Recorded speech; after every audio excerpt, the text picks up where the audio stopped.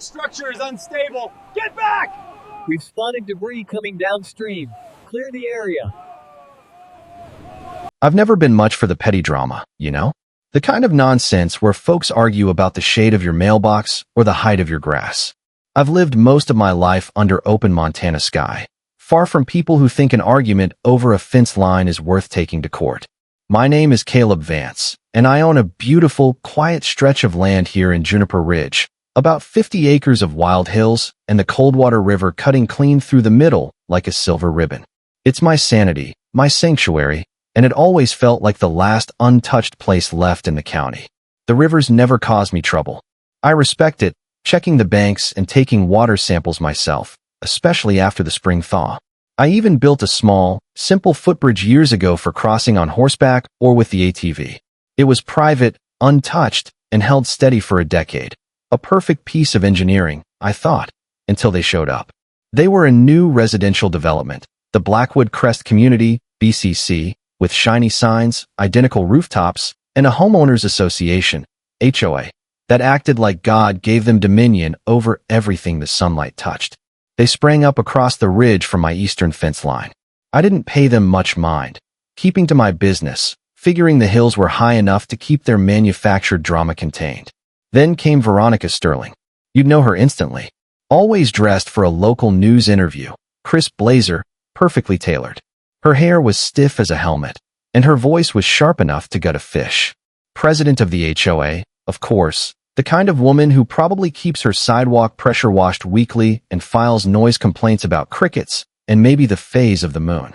She first introduced herself during a community outreach day, bringing a pie that was suspiciously store-bought, tasted exactly like Mrs. Peterson's from the downtown bakery. I played along. Things stayed HOA-friendly for 2 years, and then Veronica and a few board members invited themselves over with a proposal that was, in hindsight, the poisoned apple. They wanted to build a permanent, heavy-duty concrete bridge across my river section to connect their community directly to a county road on the west side. She called it streamlining logistical access and enhancing community mobility, emphasizing how much faster paramedics could reach them. But the real game was clear. It was a massive shortcut to boost their property values by turning my remote land into a thoroughfare. I asked the obvious questions. Who builds? Who maintains? They had polished answers, slicker than oil on glass.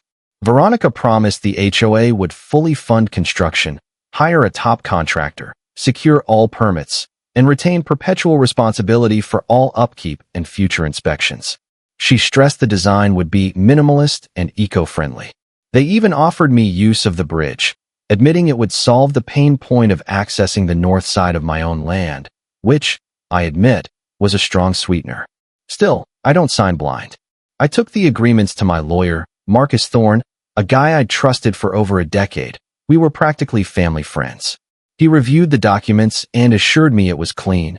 No tricks, no traps, Caleb. You're fully protected. So I signed it. I signed away control because I trusted the man who signed off on the paperwork. Construction took months of annoying noise and heavy machinery. The finished bridge was impressive, concrete and steel, with solid guardrails and a prominent, highly visible weight limit sign, 20 tons. I drove my truck over it. It was solid, cutting 15 minutes off my commute. Then came the ridiculous ceremony. Veronica stood center stage, scissors in hand, talking about crossing into a new era. I stood back by my fence, just nodding. A week later, she stopped by, not with pie, but a token of appreciation, a 2-foot-tall, beautifully crafted iron owl. We thought it would look great on your porch, she said, her smile not quite reaching her eyes. I'm not paranoid, but I don't like surprises, especially expensive ones. I took the owl, set it on the veranda, and figured that was that. If I'd known its true, cold purpose, I might have melted that thing down with a torch right then and there. I didn't think much of the owl for a while. The bridge worked fine, convenience was mutual. I saw vans and HOA trucks use it constantly. It felt, briefly, like compromise was possible. That changed one Thursday afternoon when a sleek black SUV pulled up. A guy in a slate gray suit stepped out, Simon Hayes, representing some shadowy real estate investors. Mr. Vance, we'd be very interested in acquiring your property, he said, like offering me a lottery ticket. Not for sale. I said simply. Our offer is quite generous. Double the current market value in cash with zero contingencies. Why? I asked skeptical. This isn't exactly beachfront property, is it? He smiled wider, the kind of smile that knew too much. Your property's location makes it uniquely positioned as a potential throughway. Your land is the key connector for Blackwood Crest's future expansion. I didn't like his tone, patronizing and final. I'm not interested. You folks already got your bridge. Just think it over, he said, handing me a glossy folder. It's always easier to move on before a property becomes entangled in community legal issues.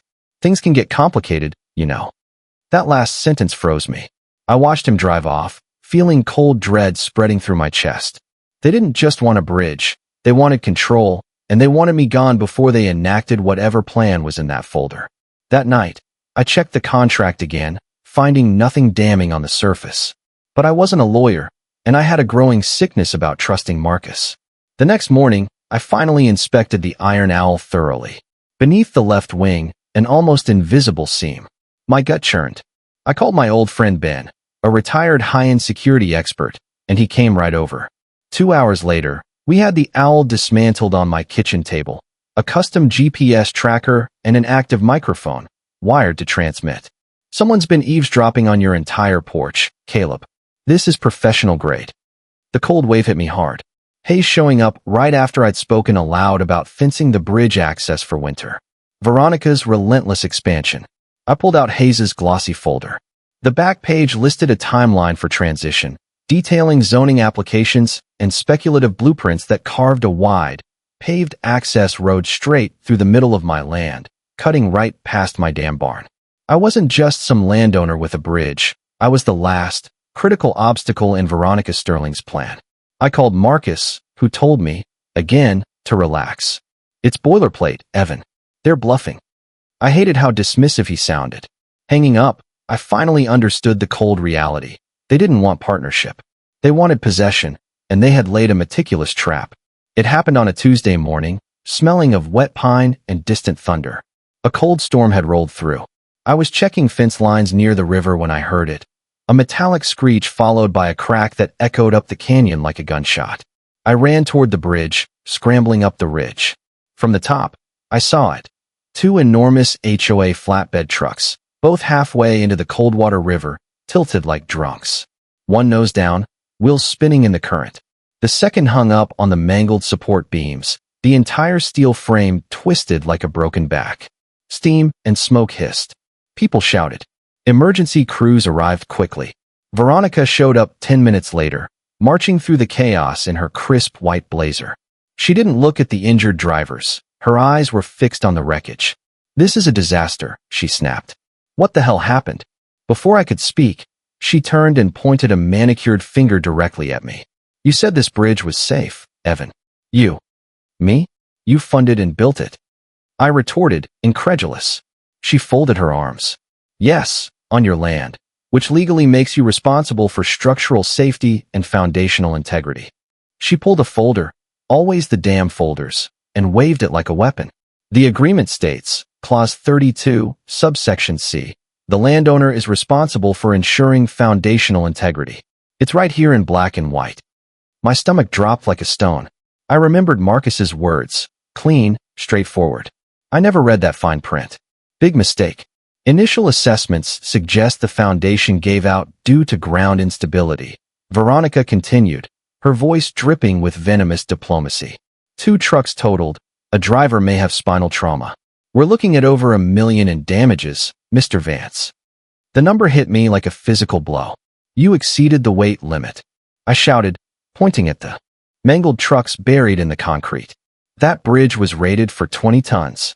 You were massively over the limit. She merely shrugged, perfectly calm. That will be for the lawyers to determine. She spun on her heel and started directing the cleanup. I stood there, boots soaked, hands shaking, surrounded by flashing lights and busted concrete, realizing the depth of the trap. I was being sued for a disaster she created. Back home, I pulled out my contract. There it was, Clause 32C, printed in a light gray font. I assumed legal responsibility for all underlying deficiencies not caused by willful misconduct by the HOA.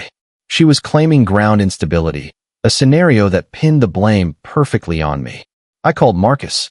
His voice was too calm, too dismissive. It's boilerplate, Caleb. She's just trying to shift blame. That clause puts me on the hook for everything. She's declared it already. She has the trucks in the river, injured drivers, and a television crew. What do I have, Marcus? Nothing but your word. I'll look into it, he finally said, cutting the call short. I hung up, staring at the phone, knowing with bone-deep certainty I was alone. I'd been betrayed by the one man I relied on. After a sleepless night, I stopped playing defense. I checked the HOA's insurance provider. Veronica had already filed a claim blaming land instability. Then I called Marcus. Voicemail. It was over. I dug through paperwork and finally found a name I'd squirreled away. Sierra Knox, litigation advisor, the shark who shredded my neighbor's fraudulent easement claim. I left a desperate message. She called back that evening. Caleb Vance. Her voice was clipped, intensely professional. That's me. I need help. Rigged contract, a custom spying owl, a sabotaged bridge, overloaded trucks, and an attorney in bed with the opposition. There was a long, sharp pause. I'm listening. Get me everything. The next morning, Sierra arrived like a whirlwind. She spotted the shady clause immediately. Liability sinkhole, she muttered. Marcus Thorne shouldn't have let you sign this. This reeks of bad faith. She made a few crucial calls, and by sundown, the facts she delivered were horrifying. Contractor fraud. The HOA's builder was linked to Veronica's past civil suits over substandard materials, specifically, a failure to use regulation-grade rebar. The supplier was traced to a shell company in Arizona. Overloaded trucks. VIN logs confirmed the trucks weighed 34 and 37 tons, against the 20-ton limit. Veronica had personally approved the schedule memo that morning, a clear breach of her own posted limits. The betrayal, Marcus Thorne. I want every email and text you have with him. If he coached you into this without disclosure, that's professional malpractice. If he was compensated by the HOA, that's criminal fraud. She stood up and stared out at the bridge wreckage. She's building a story where you're reckless. But she forgot something crucial. She built it on your land with cheap materials and trucks that broke her own limit. She thinks she's going to win? She's dead wrong. Sierra sent a formal notification demanding construction logs. Veronica instantly counterpunched, filing a formal $1 million lawsuit for negligence. The headline hit local news fast. HOA sues landowner. Negligence led to disaster. The gloves were off.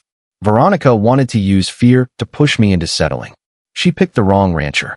Sierra filed a blistering countersuit. Civil fraud, misrepresentation, conspiracy to commit insurance fraud, and a massive claim for reputational damages.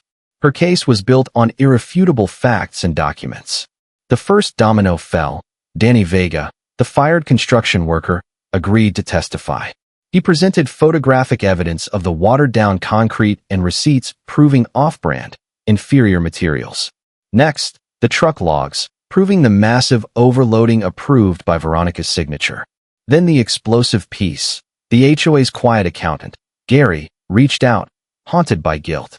He provided documents proving Veronica had diverted 50% of the bridge budget into a shell company owned by her sister, Green Creek Logistics, as consulting fees. This was financial fraud spanning state lines. Sierra filed an amended countersuit, adding wire fraud. The documents told the whole, ugly story. The county court granted our motion to dismiss Veronica's suit and opened a criminal investigation into the HOA's finances. Veronica held a tearful press conference, claiming we were smearing her. But the local paper published the full expose. Then Marcus was served. The state bar found he had received substantial consulting fees from Veronica's HOA fund, intentionally failing to disclose the risk of Clause 32C. Textbook conflict of interest. His license was suspended. I watched the news that night, sleeping soundly for the first time in weeks. The truth wasn't just coming out. It was dragging them all down with it. The courtroom smelled like stale coffee and worn carpet. Veronica walked in wearing her pristine white, trying to project innocence. Sierra was ready. Danny Vega testified, his photos on the court screen. Gary, the accountant, detailed the false invoices and the Green Creek black hole. Then the digital trail, emails where Veronica discussed skipping inspections and fixing load ratings later. Direct admission of negligence. Veronica's lawyer failed to discredit them. Then Sierra dropped the hammer, turning to the bailiff. She called Marcus Thorne to the stand. He looked like a man who hadn't slept in a month, his suit rumpled, his face pale. Mr. Thorne, you failed to disclose a conflict of interest to your client, Mr. Vance? Sierra asked, her voice calm and lethal. I believed it wasn't relevant at the time. Did you receive payment from the Blackwood Crest HOA while simultaneously advising Mr. Vance on contracts involving them? He swallowed hard, his voice barely a whisper. Yes. The sound snapped through the courtroom. Veronica paled. Sierra turned to the jury. You have heard from every piece of this corrupted chain. The builder who cut corners, the accountant who tracked the money, the lawyer who betrayed his client, and the HOA president who orchestrated it all. She paused, voice steady and powerful. The only person who tried to do things by the book, the man they sued for $1 million, is the only one who had absolutely nothing to hide. 3 days later, the verdict. Veronica Sterling was found liable for fraud, gross negligence, and malicious prosecution. She was ordered to pay restitution to the HOA members and significant damages to me. The contractor was revoked.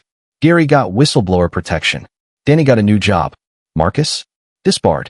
Veronica faced federal charges for financial fraud.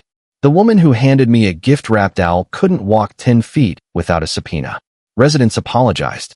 A few offered to help rebuild my old footbridge. I said I'd think about it. I'll build it myself. No HOA, no contracts, no goddamn owls. A month later, I got a handwritten letter from Veronica, signed in tight loops. Respectfully, Veronica Sterling. Enclosed was a gift card to Olive Garden. I laughed until I choked. I tossed the card in a drawer next to expired tractor parts warranties. May it rot in bureaucratic hell. The letter, though? I kept that. Framed it next to the fireplace. It's a reminder, not all battles are fought with fists. Some are fought with silence, patience, and the ability to read 12-point font buried in paragraph 17 of subsection B. That week, I started rebuilding the footbridge. Just lumber, a hammer, and a few good afternoons. It took me back to the beginning. I made one small upgrade, a custom oak sign. Private bridge. Cross at your own risk. Bring pie. Contracts are like fences. They only work if you build them yourself, check them twice, and don't assume someone else is doing the watching for you. I still walk by Veronica's drop-off. Fitting. And that owl? I welded its head shut, yanked the mic, and now it watches over my compost pile. Perfect place for something full of crap. So, let me ask you, if you were Caleb, would you have accepted Veronica's settlement offer and just walked away, or was it worth fighting all the way to disbar your own lawyer and bring down the entire HOA board? Was there a moment where Caleb should have just kept the peace, or was the betrayal of trust too deep to ignore? Let me know what you think in the comments below. I read every single one.